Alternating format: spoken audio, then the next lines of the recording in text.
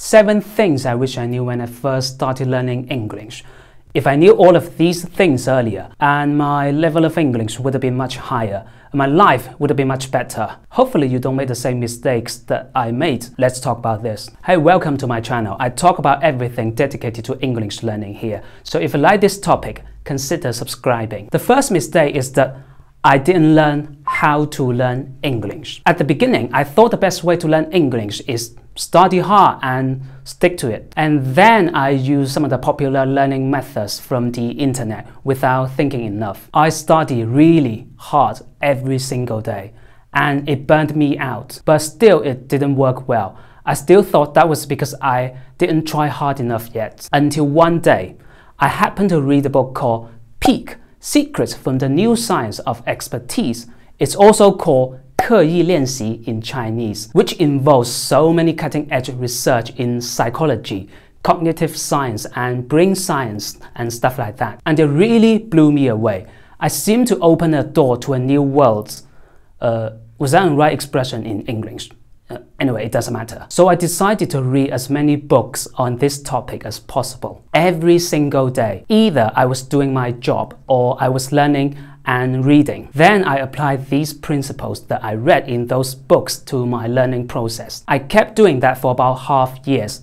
One day, I suddenly want to watch Friends, and the surprise was the fact that I can fully understand the lines without needing any subtitles. Do you know how that feels? It was like I was receiving a big year-end bonus at that moment. And I can clearly tell that was because I had been using better methods that are based on scientific research. So my advice is, not only you need to stick to learning English, but also you need scientific method. I suggest that you can take 10% of your studying time to learn how to learn English. I share loads of these contents in my channel, so don't miss out after you finish this one. The second mistake is I didn't identify the source of information. Many people share their methods of learning English on the internet.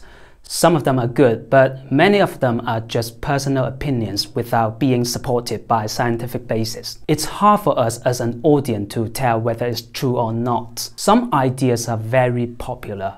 Most people like them, but popular idea doesn't mean great idea. This is why most people are not successful in learning English.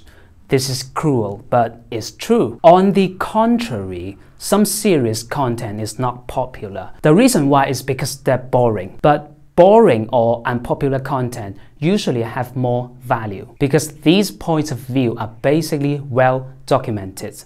They can be traced back to some more serious scientific studies or case studies, so they are more believable. When I started to take the source of information seriously, my level of English started to improve faster and faster. So the importance of information source is self-evident. The third mistake is I didn't take advantage of the fragmented time. I think this expression is originally from China, from our country. It's the time when you wash your face, when you brush your teeth, when you walk on the street, and when you commute, and the time you take breaks before going to bed, or the bathroom breaks. I used to devote those time to sports news and gaming forums. Now I regret it. I could practice my listening skill with my earphone on, or read English on the phone. Although those times seem to be very short, but it's better than nothing. This is such thing as a free lunch. And when you study in fragmented time, you don't need to be stressful because it's like a skill. It's the bonus time you can use to practice. If you can take advantage of them, you are going to be able to learn much more English in the same amount of time in a day. Believe in me, your brain is like a cup.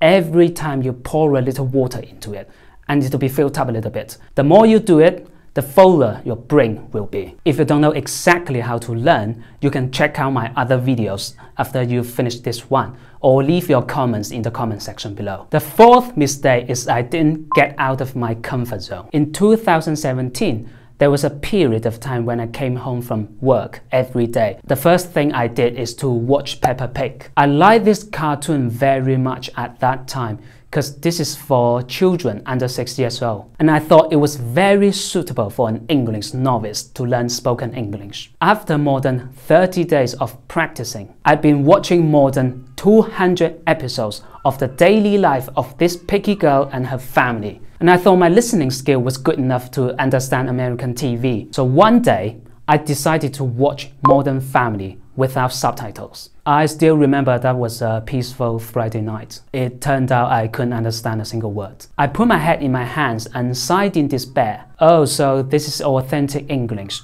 This is real world. The speed of spoken English, the pronunciation, the connected speech, and the weak form in the American TV knocked me down in an instant. And then I realized it was not because the American TV is difficult to understand. It's because I hadn't pushed myself out of the comfort zone. I'd been watching Peppa Pig for long periods of time, and it gave me an illusion that I was good. I was feeling great because I can fully understand the simple cartoon Peppa Pig. Of course, simple doesn't mean useless. Actually, in the beginning of the first 10 days, I can really feel that I was making progress. But this kind of progress is very slow, and you didn't realize it. I underestimated the potential of the brain. In fact, as long as you use the correct method and keep practicing, your brain will get used to the normal speed of English very soon. Trust me, I'm pretty sure. To put this simply, our learning needs to be set up to keep us from getting too comfortable. We have to face the reality and break it down and overcome it. This is called getting out of the comfort zone from the book Peak: Secrets from the New Science of Expertise. Only learn to push yourself out of the comfort zone. Your effort would not be in vain. The fifth mistake is I didn't use computer and earphone with remotes. Also in 2017, I used a very old mobile phone to learn English. I downloaded the English TV to my phone and used app to play it. Every time I encountered a word I don't know, I looked it up by switching the interface to the browser. Every single word is dealt with in this way. It's really inefficient, and the phone was getting slower and slower, so I can't stand it anymore. I bought a fancy computer, and it was not too expensive, but it was good for me. I still clearly remember the first day I used the computer.